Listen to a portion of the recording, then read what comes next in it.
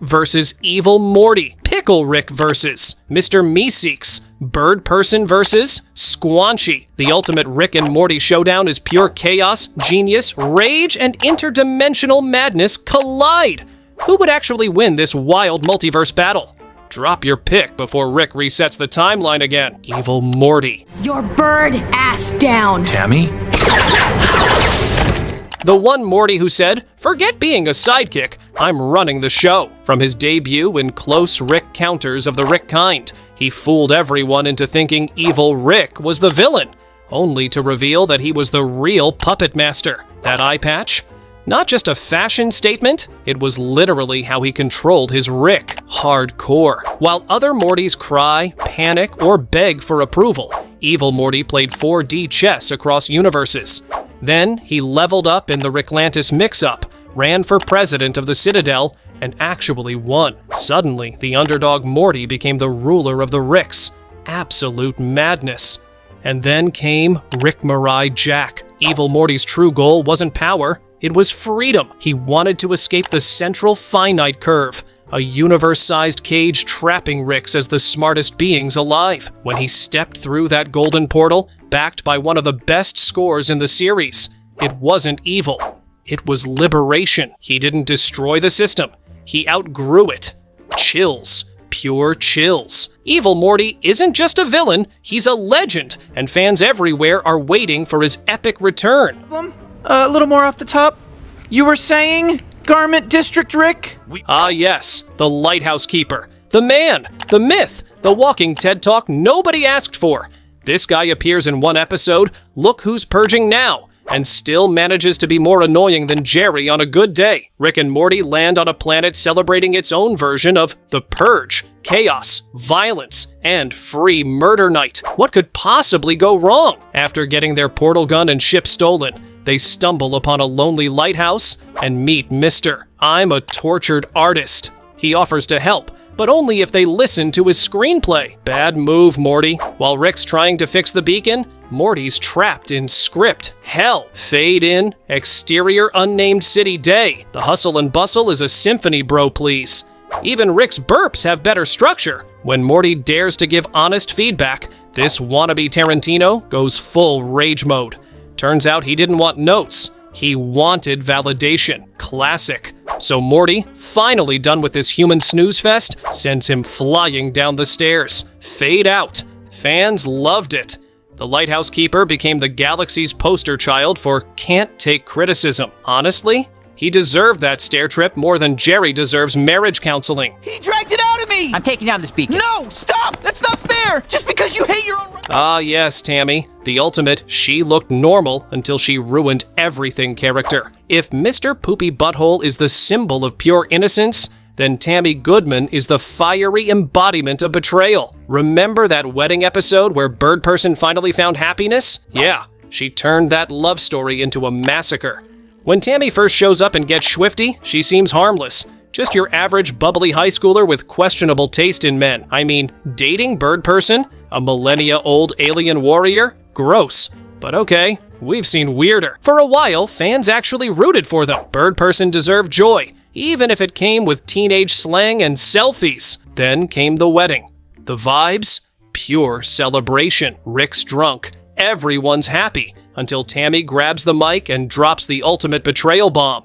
She's a Galactic Federation agent. Within seconds, lasers are flying, guests are screaming, and Birdperson is shot by his own wife.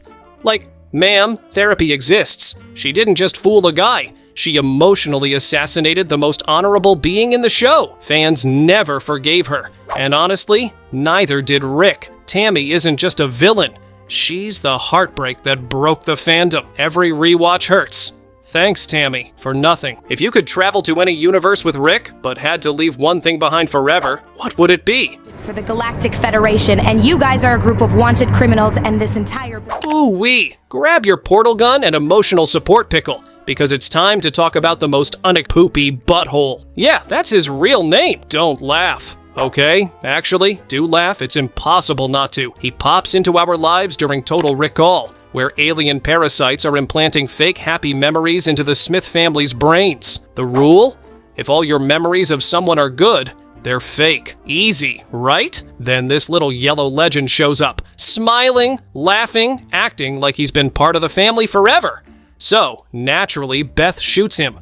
Boom. Problem solved. Except, he bleeds. Real, horrifying human blood. Cue the collective, oh no. Turns out, Mr. Poopy Butthole was real the whole time, and the Smiths just committed a casual, family-friendly shooting. But the best part?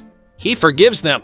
No drama, no evil revenge arc, just pure class and physical therapy. He's the perfect mix of chaos and kindness, the walking mystery no one asked for, but everyone loves. We don't know where he came from or why he's so polite, but we do know this.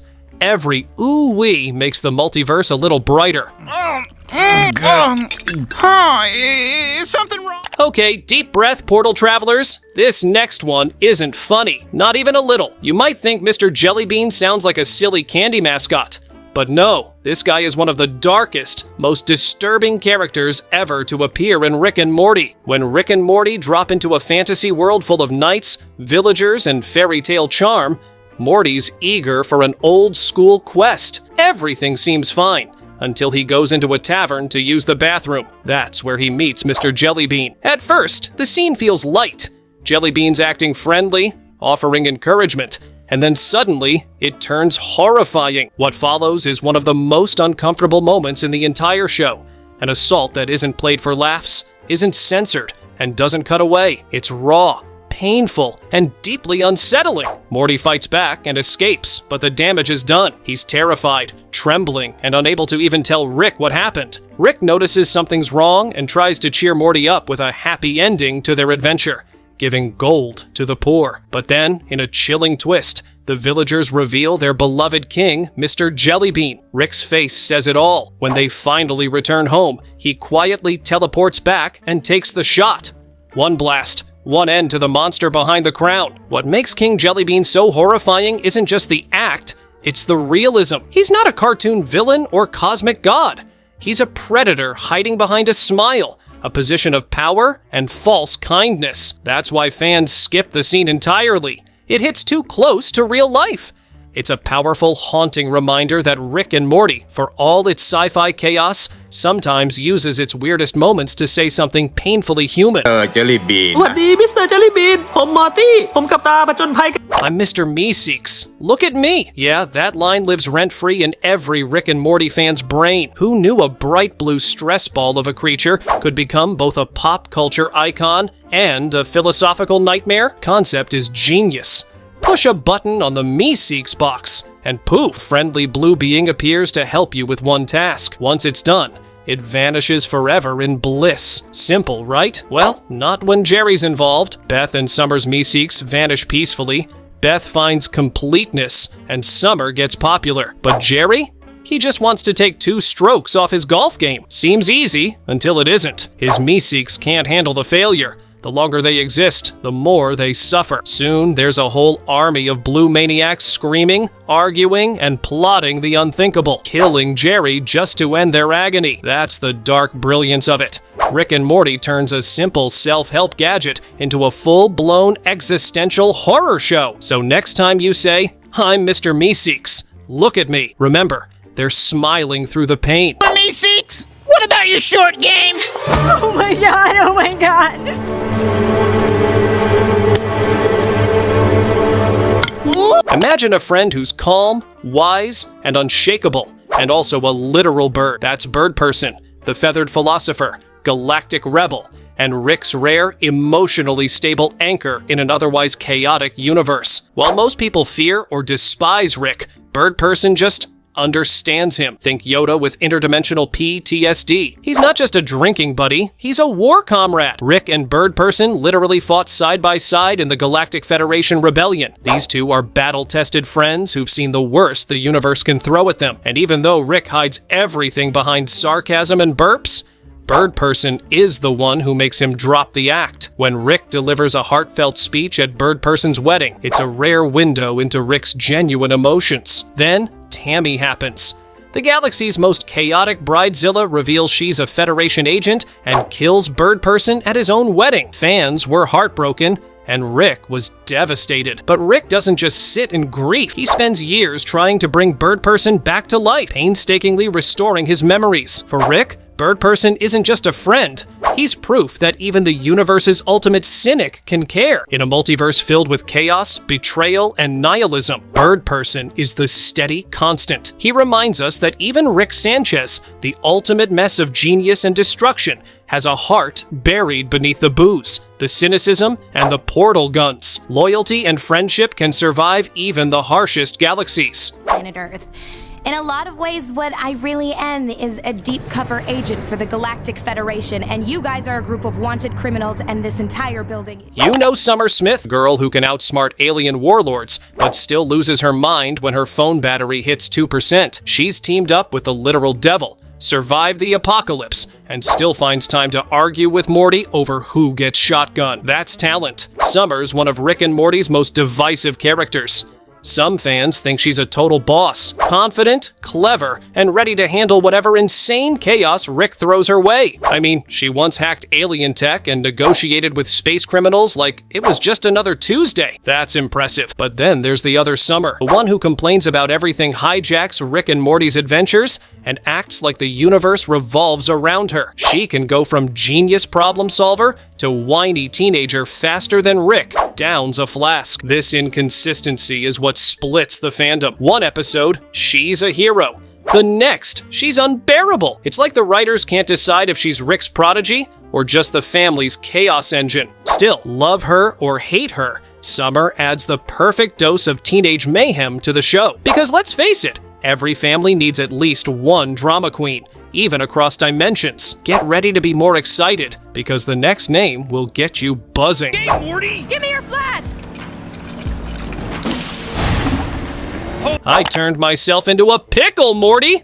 I'm Pickle Rick! With that one line, Rick and Morty changed pop culture forever. What started as a ridiculous premise, Rick turning himself into a pickle to avoid family therapy, became one of the most iconic and surprisingly deep episodes in television history. The setup is simple. Rick transforms into a pickle and promptly gets washed down into the sewer. What follows is pure madness, using nothing but his tongue, a dead cockroach, and later the remains of sewer rats. Rick builds himself a makeshift exoskeleton and becomes the most dangerous pickle alive. He slaughters trained assassins, blows up a government facility, and teams up with Jaguar, yes, voiced by Danny Trejo, in a chaotic symphony of violence and genius. But beneath the absurdity lies something deeper. While Pickle Rick fights his way through blood and grime, his family sits in therapy with Dr. Wong, unpacking the emotional mess he's caused. She calls out Rick's toxic avoidance and emotional immaturity, delivering one of the most insightful monologues in the entire series. Pickle Rick balances insane humor with real human emotion. It's brutal, hilarious, meaningful, and proof that Rick and Morty can turn the dumbest idea into something profound and sell 1 million pickle plushies doing it.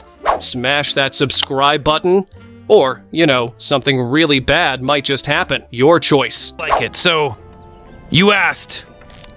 Rick, the only connection between your unquestionable intelligence and the sickness... Ever wonder what pure frustration would look like as a human? Meet Jerry Smith, the universe's poster child for cluelessness and self-pity. If Rick is a multiverse-level genius, Jerry is everything he isn't. Weak, pathetic, and endlessly irritating. Fans love to hate him, and honestly, it's easy to see why. Jerry spends most of the series unemployed, bouncing between dead-end jobs while Beth quietly carries the family. But does he accept it? Of course not.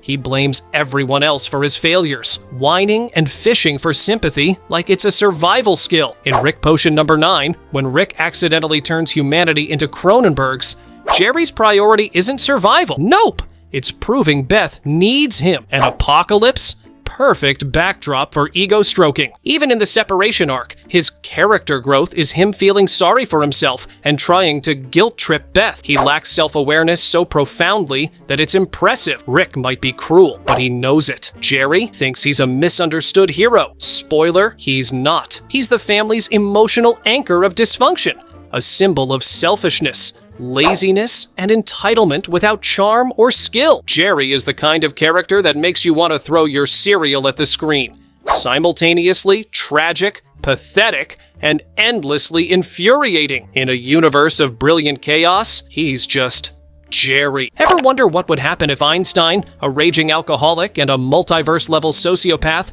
merged into one? Meet Rick Sanchez, the smartest and simultaneously most destructive man in the universe. He's a genius who can solve any scientific problem, but can't fix his family, his addiction, or his crushing existential despair. In other words, he's absolute chaos with a PhD. Rick isn't just a bad influence, he's a catastrophic one.